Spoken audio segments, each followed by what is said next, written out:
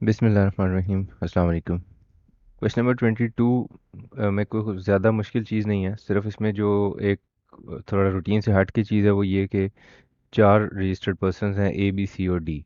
और इन चारों registered persons की आपको tax calculation, sales tax calculation बनाने को कहा गया है for the month of February 2019।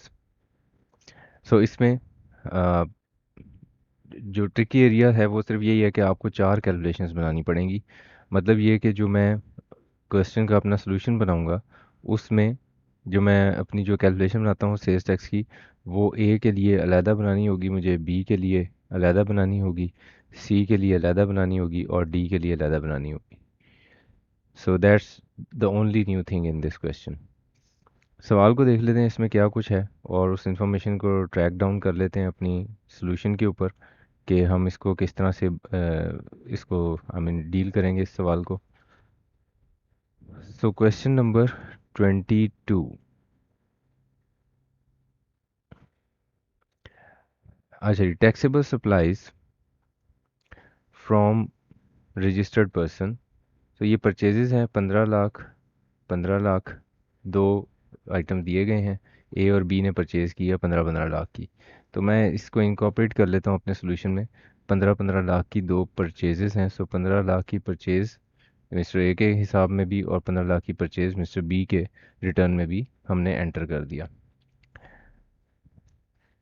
अब हम देखते हैं अगली इन्फॉर्मेशन क्या है। Taxable supplies from unregistered person.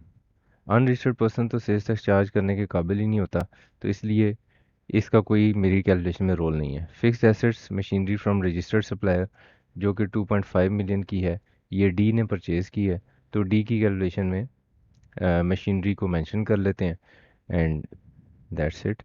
So D की कैलकुलेशन में फिक्स्ड एसेट्स और मशीनरी 25 लाख रुपए की हमने मेंशन कर ली। इसको जिस वक्त सेल्स की डिटेल्स आ जाएंगी तो फिर उस प्रोपोर्शन में हम इसको अपॉर्शन कर लेंगे।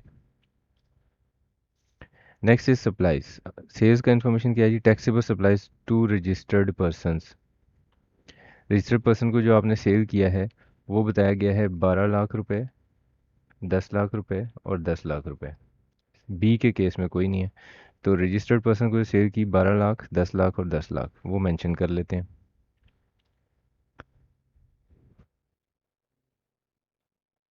सो ए के केस में टू रजिस्टर्ड पर्सनस को जो आपने सेल की 12 लाख रुपए। इसी तरह बी के केस में कोई सेल नहीं थी। सी के केस में टू रजिस्टर्ड पर्सन और 10 लाख रुपए। और इसी तरह डी के केस में टू रजिस्टर्ड पर्सन 10 लाख रुपए।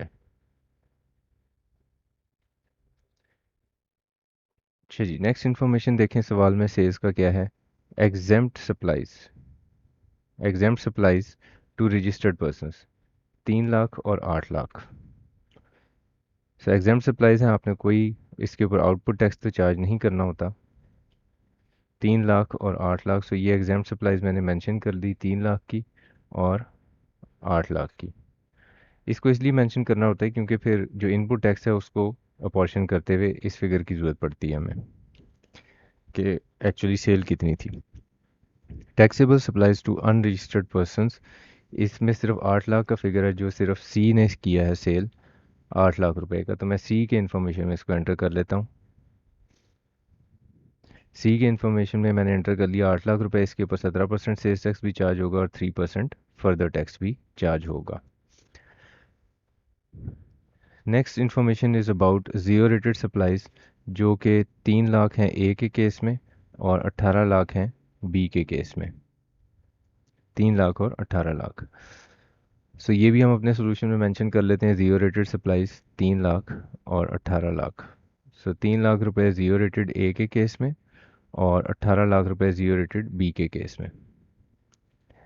और देखें सवाल में कोई इन्फॉर्मेशन है या नहीं है। All above figures are exclusive of sales tax wherever applicable sales tax is payable at the rate of 17%। सो सारी इन्फॉर्मेशन हमने इनकॉर्पोरेट कर ली अपने टेम्पलेट में। अब ज़रा इसको सॉल्व कर लेते हैं। सो सोल्यूशन अब now it is quite easy कि मेरा जो सेल है रजिस्टर्ड पर्सनस को वो मैंने 17% से उसके ऊपर सेल्स टैक्स चार्ज करना होगा। जो एग्जाम सप्लाई उस पर कोई सेल्स टैक्स नहीं होगा। जो ज़ीरो रेटेड है उसके ऊपर 0% से ज़ीरो सेल्स टैक्स होगा। और इस तरह मेरी आउटपुट टैक्स की सॉरी सेल्स की फ़िगर फाइनल हो गई। जो मेरी परचेज़ की फ़िगर दी गई है उसको इस प्रोपोर्शन में मैं डिस्ट्रीब्यूट करता हूँ, क्योंकि सवाल में मुझे ये नहीं बताया गया कि ये परचेज़ किस चीज़ को बनाने में इस्तेमाल हुआ है। तो इसका डिफ़ॉल्ट अजम्पशन ये होता है कि ये सब के लिए यूज़ हुआ है। तो इस 15 लाख को जब आपने इस प्रोपोर्शन में डिस्ट्रीब्यूट किया और 17% से सेल्स टैक्स चार्ज किया, तो ज़ीरो रेटेड के हिस्से में आया 42,500 जो रिफ़ंड होगा। और 1,70,000 बना इसके केस में, जो कि आउटपुट टैक्स में से मुझे माइनस करना है। सो ये जो आउटपुट टैक्स में से मुझे जो माइनस करना है 1,70,000, इसको मैं कंपेयर करूँगा किसके साथ, 90% ऑफ आउटपुट टैक्स जो कि 1,83,000 बनता है। ये विद इन लिमिट है, इसलिए माइनस कर लेंगे आप 2,04,000 में से 1,70,000 माइनस करेंगे तो ये आंसर बनता है 34,000, जो मैंने सेल्स टैक्स पे करना है और 42,500 का रिफ़ंड क्लेम करना है। सेम मैकेनिज़्म ही इस्तेमाल होगा बी के केस में भी। और बी के केस में ज़ीरो रेटेड का सिर्फ़ और सिर्फ रिफ़ंड ही बनता है, क्योंकि मेरी सेल सिर्फ ज़ीरो रेटेड सप्लाईज ही हैं। उसके बाद सी के केस में आपका जितना भी आउटपुट टैक्स आपने कैलकुलेट किया, उसमें से इनपुट टैक्स 15 लाख आपने अनरजिस्टर्ड पर्सन से ख़रीदा था, तो इसलिए आपका कोई इनपुट टैक्स बनता ही नहीं। तो 3,06,000 ही आपने एक्चुअली अदा करना है। 24,000 रुपये फर्दर टैक्स के हैं जो आपने पे करने हैं। डी के केस में आपका आउटपुट टैक्स 1,70,000 बना। इनपुट टैक्स आपका जो जिसके ऊपर 90% लिमिट अप्लाई होनी है वो कोई भी नहीं है। हाँ, अलबत्ता फिक्स एसेट्स का इनपुट टैक्स है 2,36,111, जो कि पूरे का पूरा जब मैं माइनस करूँगा, क्योंकि इस फिक्स एसेट्स वाले के ऊपर 90% की लिमिट अप्लाई नहीं करनी होती, तो मेरा रिफ़ंड बन जाएगा 66,111 का। ठीक है जी। So that's how this question is done. इसमें अगर अब आपका कोई सवाल होगा तो हम वो डिस्कस करेंगे। Thank you very much, take care.